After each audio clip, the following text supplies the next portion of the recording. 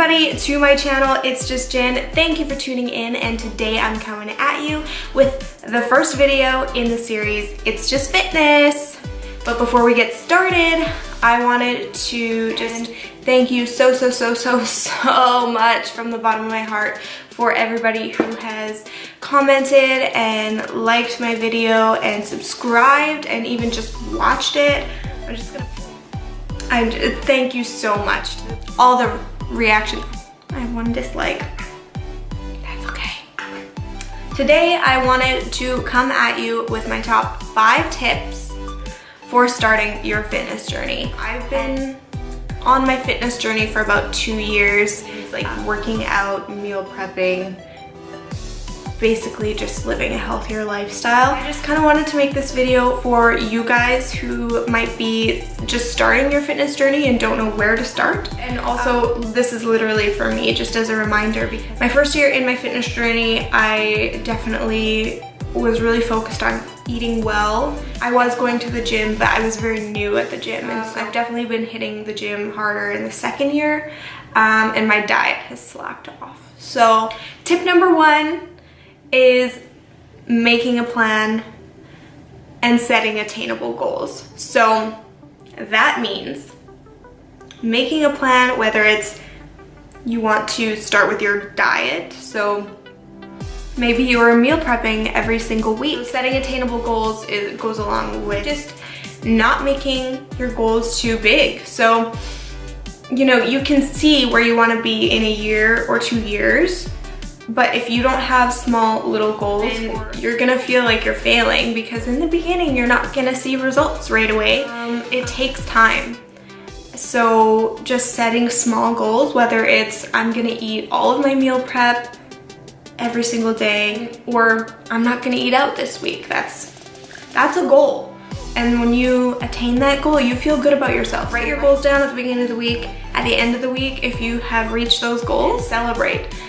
Don't necessarily celebrate with food or, you know, a drink or something, but just feel that pride.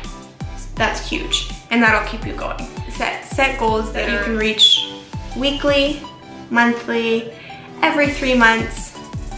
You could have a 6-month goal and then a year goal, and you'll be so happy when you reach all of those goals. Okay, step 2 is meal prep. I'm a grab and go type of girl, so I just need something that's quick and easy and that tastes good.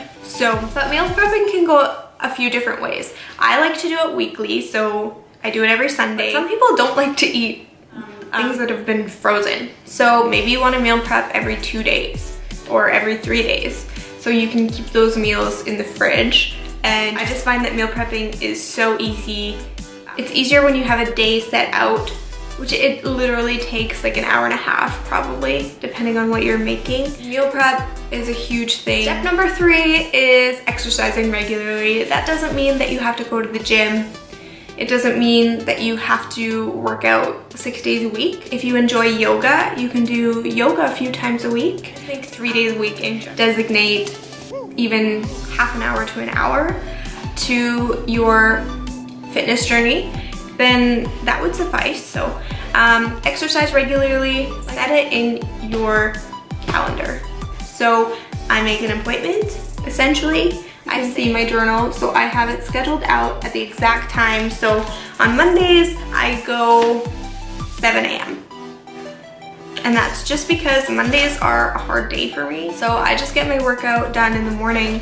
So I feel good and productive that morning.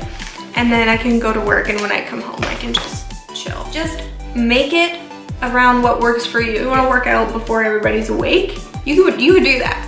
I'm not a morning person though, so I typically work out at 7 a.m. on Mondays, but like the rest of the week, it's all evening. Just set goals for your exercise regimen that are gonna work for you. So if you're not a morning person, if you don't like being up at 6 a.m., then probably don't start with making your goal to be up at like 5:30 and at the gym for 6 a.m.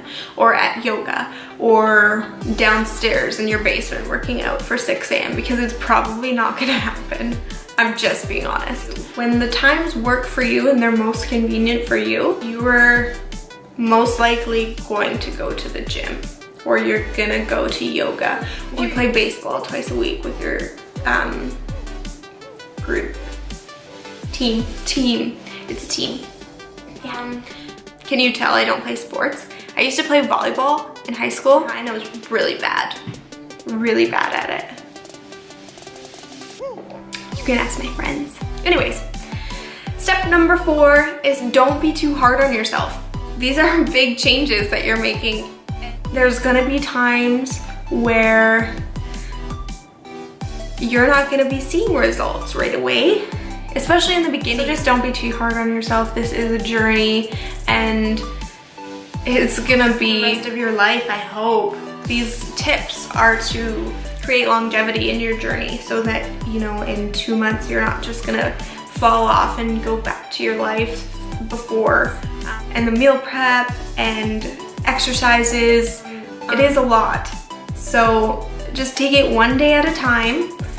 If you eat bad one day, it's okay. Tomorrow will be better. If you don't work out one day, work out the next day. It's fine. Know that you have a birthday party on Saturday and there's gonna be cake there. It is okay to eat a piece of damn cake.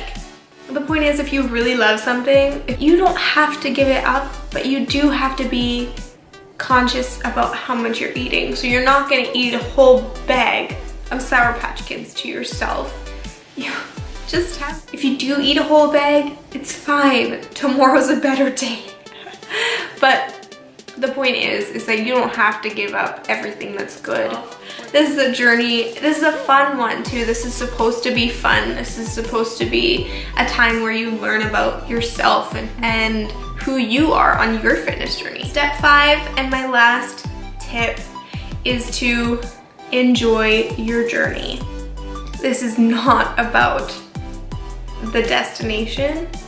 You need to focus on your journey and you need to enjoy your journey. So that means celebrating your small victories, loving your body at all stages. So you need to love yourself for who you are right now at the beginning of your journey, and you need to love yourself through every single step of the way, because you need to treat your body with love. It is a beautiful, beautiful, beautiful journey, and we need more positivity. Enjoy every single step of the way. That'll make things so much easier. If you celebrate small victories, you'll get there, whether it's eating better or whether you are going to the gym and you want to be more confident in the gym, you'll get there. Just do it. If you want to start your fitness journey and if you want to go to the gym and you're so scared to go to the gym, just go to the gym. I just want to tell you a little story before I end out this video. When I started my fitness journey, my boyfriend had already been working out for about 3 years at that point. When I first started my fitness journey, I hated being at the gym because I thought that people were judging me. The first time I ever went into the gym, I was like shaking. I was so nervous. My boyfriend was there to help me out, but it is scary. But I'm telling you that there's nothing to be afraid of.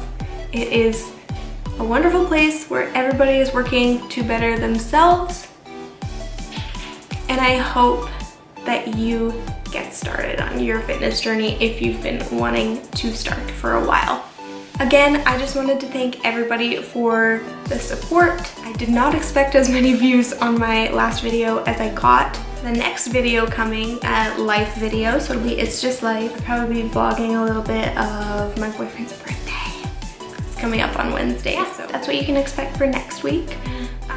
But thank you for tuning in. I really appreciate it. I hope this video was helpful, right?